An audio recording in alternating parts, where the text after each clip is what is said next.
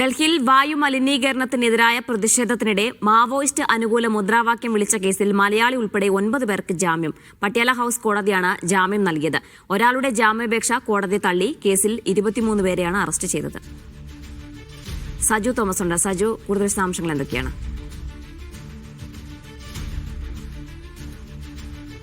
ഡൽഹിയിലെ വായു മലിനീകരണവുമായി ബന്ധപ്പെട്ട് ഇന്ത്യ ഗേറ്റിൽ പ്രതിഷേധിച്ച ഡൽഹിയിലെ വിദ്യാർത്ഥികളടക്കം 23 പേരെയാണ് ഡൽഹി പോലീസ് കസ്റ്റഡിയിലെടുത്തത്. ഈ മലിനീകരണ പ്രതിഷേധവുമായി ബന്ധപ്പെട്ട് മാവോയിസ്റ്റ് അനുകൂല മുദ്രാവാക്യം വിളിച്ചതിനാണ് ഇവരെ അറസ്റ്റ് ചെയ്തത്. ഇതിലാണിപ്പോൾ ജാമ്യം അനുവദിച്ചിരിക്കുന്നത്. പ്രത്യേകിച്ച് പട്യാല ഹൌസ് കോടതിയാണ് ഇപ്പോൾ 9 പേർക്ക് ജാമ്യം അനുവദിച്ചിരിക്കുന്നത്. 2 മലയാളികളാണ് ഇതിൽ ഉൾപ്പെട്ടിരുന്നത്. ഇതിലിപ്പോൾ ഒരു മലയാളിക്കാണ് ജാമ്യം ലഭിച്ചിരിക്കുന്നത്. ഒരാളുടെ ജാമ്യാപേക്ഷ ഇന്നിപ്പോൾ പട്യാല ഹൌസ് കോടതി തള്ളിയിരിക്കുകയാണ്. ആകെ 23 പേരെയാണ് ഡൽഹി പോലീസ് അറസ്റ്റ് ചെയ്തത്. 2 മലയാളി വിദ്യാർത്ഥികളുടെ ജാമ്യാപേക്ഷയിൽ വരും ദിവസങ്ങളിലാണ് വാദം നടക്കുക. സ്വാഭാവികമായിട്ടും വലിയ തോതിൽ ജനകീയ പ്രതിഷേധങ്ങളുള്ള ഡൽഹിയിൽ തന്നെ വായു മലിനീകരണവുമായി ബന്ധപ്പെട്ട് വിദ്യാർത്ഥികൾ പ്രതിഷേധിക്കുന്നതിന്റെ ഇടയിലേക്ക് മാവോയിസ്റ്റ് അനുകൂല മുദ്രാവാക്യവുമായി ഒരു വിഭാഗം കടന്നുകൂടിയതാണ് ഇത്ര വലിയൊരു പ്രതിസന്ധിക്ക് വഴിവെച്ചെന്നാണ് വിദ്യാർത്ഥികൾ ആരോപിക്കുന്നത്. ഇതുമായി ബന്ധപ്പെട്ട് 2 തവണയാണ് ഇവരെ പോലീസ് കസ്റ്റഡിയിൽ വിട്ടത്.